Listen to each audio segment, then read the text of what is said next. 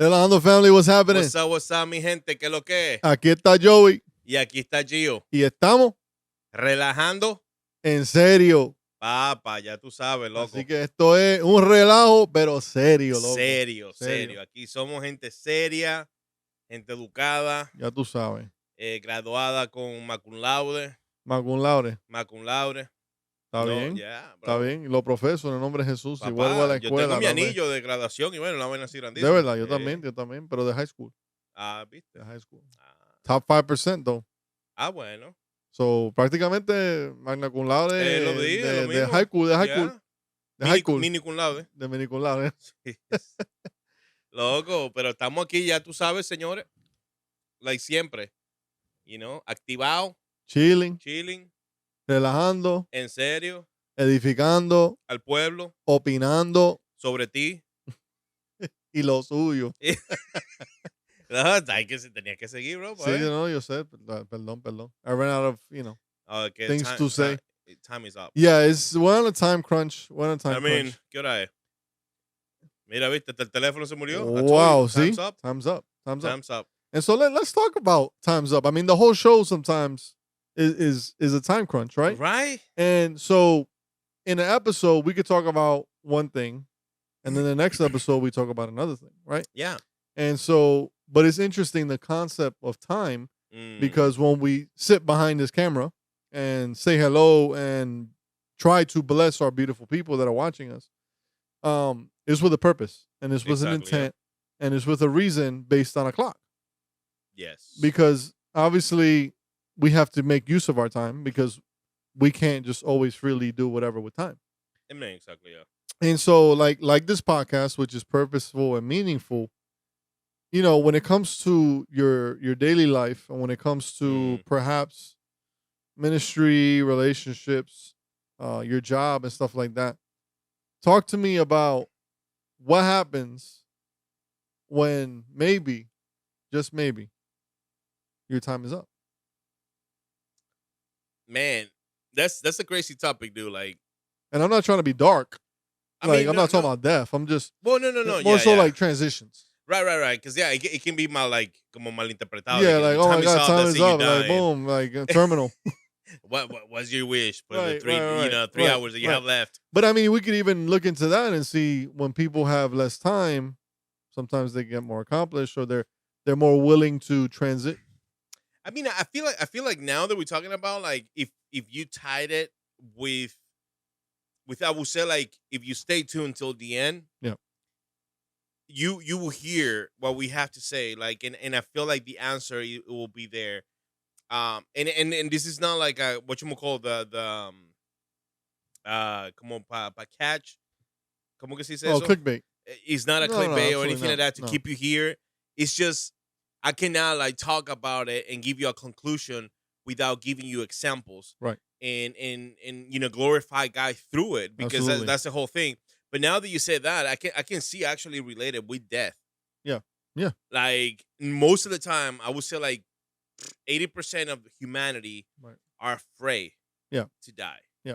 We all go through that. Right. We all have that thought of like, what I'm going to do, what's next? I'm afraid to die. I don't want to die. And it's because we have that incertidumbre, that question behind, I haven't done this. Right. What if, right. Like give me a little bit more time. Yeah. But it's because we're living our lives in a selfishness mindset. Right. So it's always me. And I feel that relates to, I mean, that's the death part, but in general, time's up. Dude, there's so many stories that, that I can, tell you about that. Yeah. And me keep pushing and me keep trying. Right. And not realizing that, like I always say, I feel like I share that with you. Like we all have an expiration date, not our death date, right? Because only God knows that. But we know when our expiration date on certain things in this world is coming. Right. Like, well, like, and it's seasonal, right? It's true. God works in seasons. True. And even death, when we look at it, death is not the end. Death is a transition. Yeah. Right? You know, the Bible says that those who die in Christ don't die, they sleep. Yeah, the rest, yeah. Right? So we're not really, it's not the end. Right. Our souls are eternal.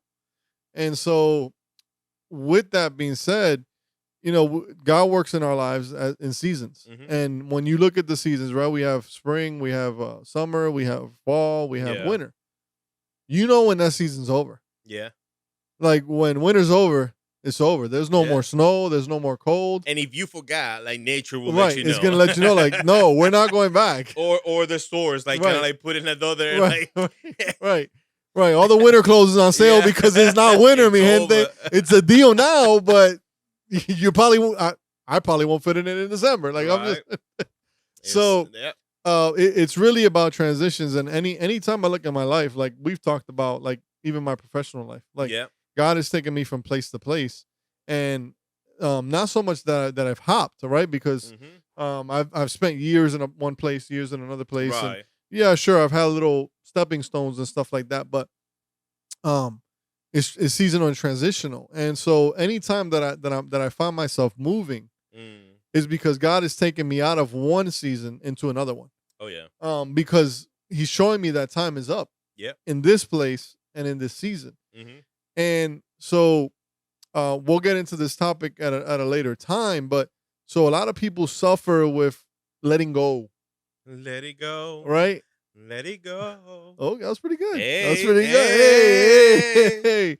So a lot of people suffer with that let go. Yeah. Right. And when we get into mind, you guys will know what we're talking about. Stay tuned. In a week or so. But letting go of that and just letting God push you into that season. Yeah. Push you into that new job. Push you into that maybe new ministry. You know, that office or that es oficio que Dios quiere que tú obre. Yeah. Instead of being stuck in the same and wanting to be there, and God is like, hey, I need you to move. Right, yeah. I need you to bump out the way, because one, he makes room and he makes space for others to also then come in. Yeah. And then for you to fill in a place that was voided by somebody else. Yeah. No, it's crazy because I feel like it's like stubbornness. Yeah. You know, we stubborn.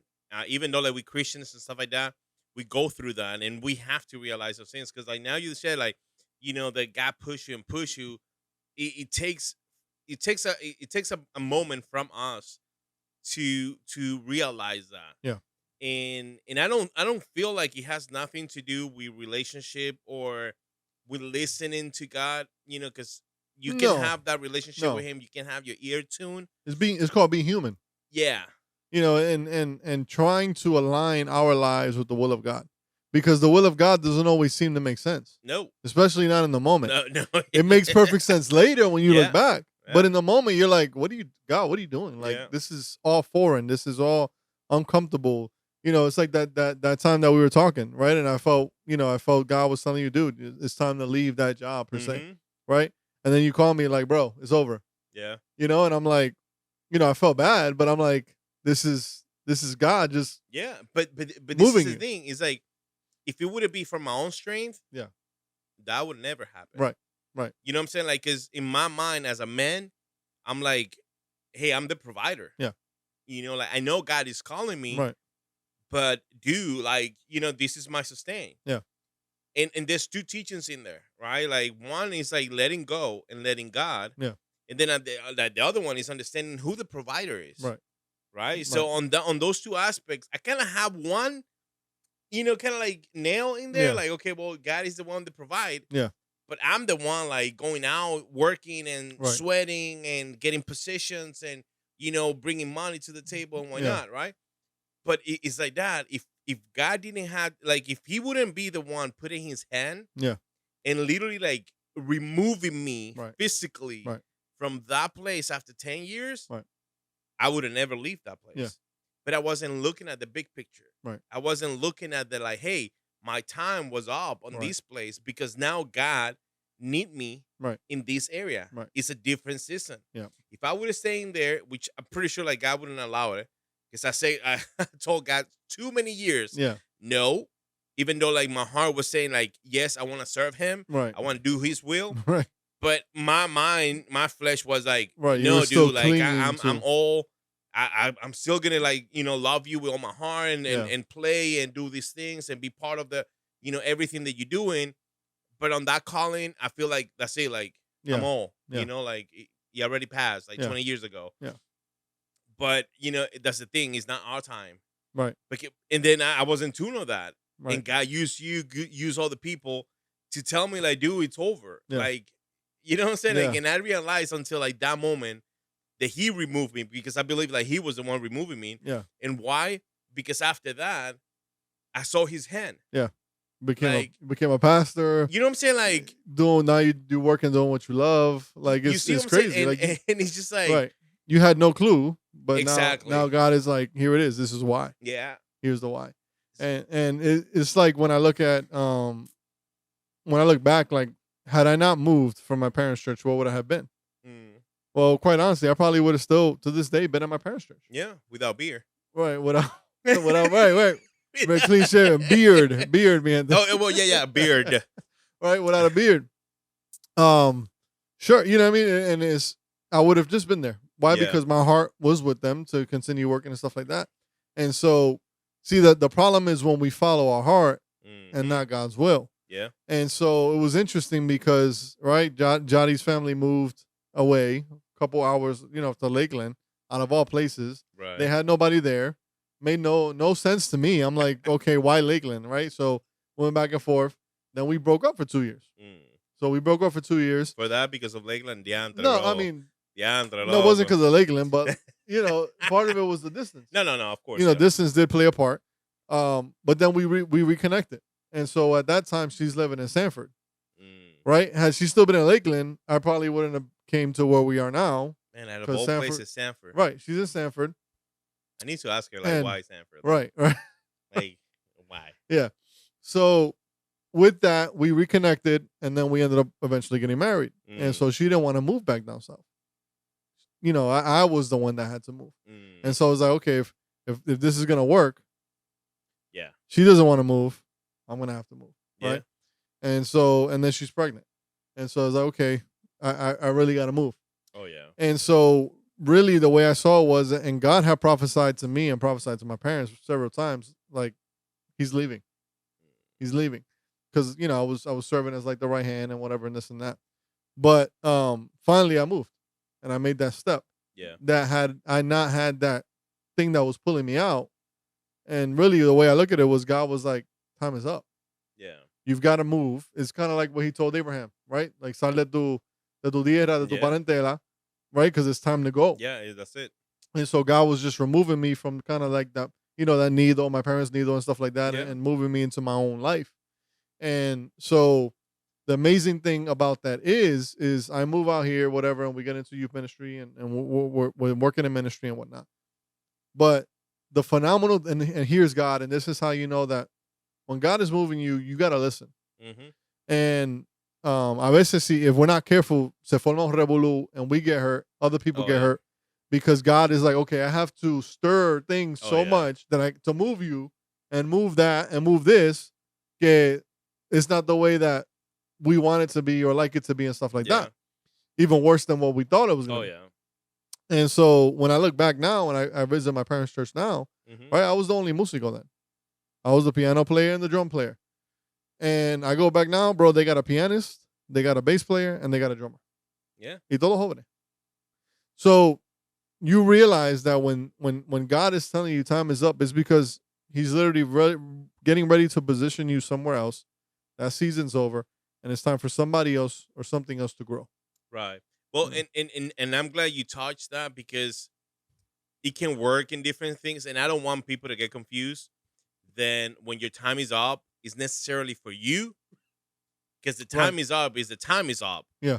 I need to do something. And like you said, I need to stir the waters. On that movement, right, some people, they're like have an expiration date already in their heads.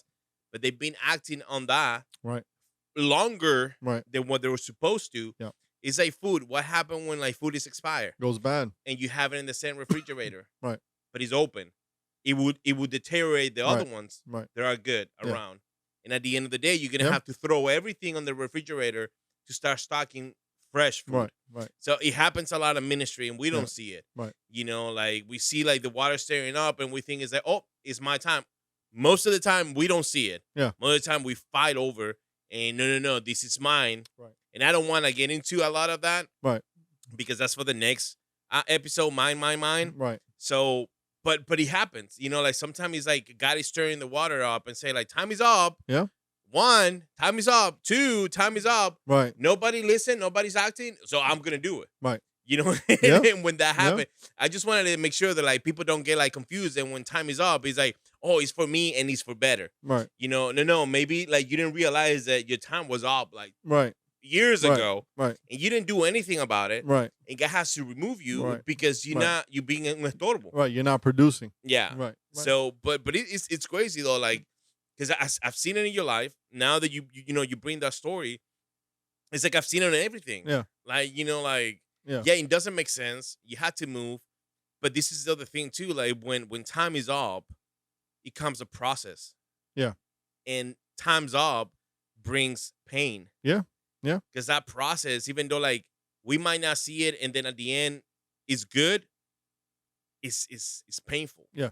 And more for us like as men's. Yeah. Because we so attached to that mentality, like, what if? What will happen? Yeah. Oh, now I have a family. Mm-hmm. Like what if? Like you don't get trabajar, you don't get proveer, you don't get, all these things. And it's just like we forget. Yeah. And it's human nature. And I feel like God allow us to go through that, even though like technically it's kind of like against him. Yeah. Because like, hey, let me suffer, or let me chose for me. But I don't think it's like that. I think God allows that process and that pain and allow us to be men's on that nature, man. Yeah. For us to first be stronger, have a better like and strong foundation on him, and better understanding of his heart. Right. Because otherwise, like, as a man, we will never have the confidence to say like, yeah, God is my, my provider. Yeah. Wait a minute. Right. I'm the one working 10 hours. You know what I'm saying? Like, we don't see it like on a human nature. We don't see it that way. But when we give up and we surrender everything to him, that's when we like, we see the other side of the picture. Yeah. Yeah, the process will hurt. It will take time. Mm-hmm. Look, David. Right. Since what age he knew that he was going to be the king? Mm-hmm. He was a teenager. Yep. You know what I'm saying? Like, imagine the mentality of a teenager. If right now, if they tell you, you're going to be like, the king. Right. You're going to go crazy. Right. You're going to start like grabbing stuff like, carro y vaina. He killed a giant. You know what I'm saying? Like, and on top of that, that all those things.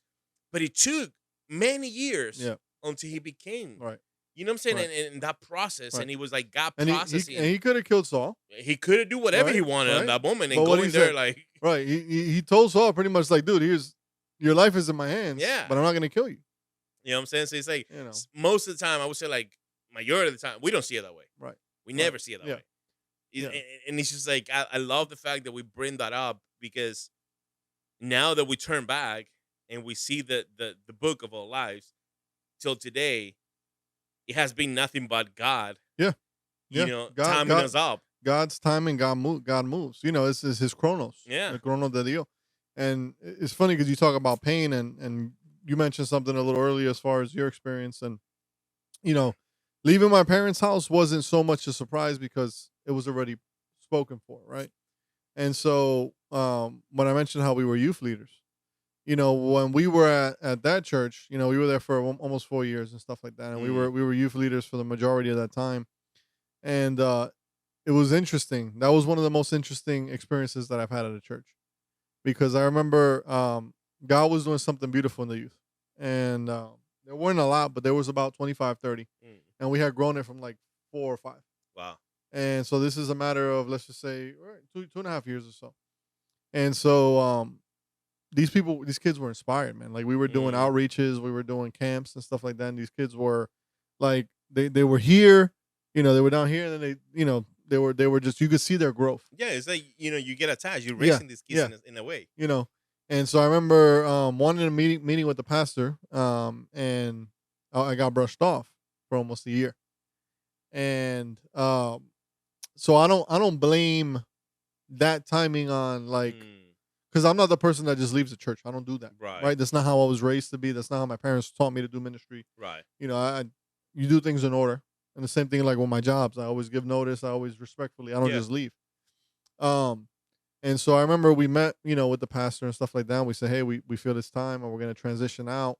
And we wanted to do the proper thing, the transition thing for the kids, for, the church and stuff like that. And we were pretty much told, well, if you want to leave, leave. Holy mo. And so, with that, it was kind of like, what? Like, right. The kids, and stuff like that. And so literally that was the last day that we were part of the church. I mean, a few weeks later we went by and we were like, we're going to show face just to show face because it's who we are, but it was one of the hardest things. And I don't say so much that I was hurt, but it was just hard to deal with because these kids, they looked up to us as leaders and we had seen everything that God was doing in them. And then to just be arrancado de un día para otro, it was like, man, like, how do you do that? I mean, yeah. And I don't think it was like, probably like time's up for you. God used everything, for his glory. Right. Right. But I don't think, because it wasn't managed.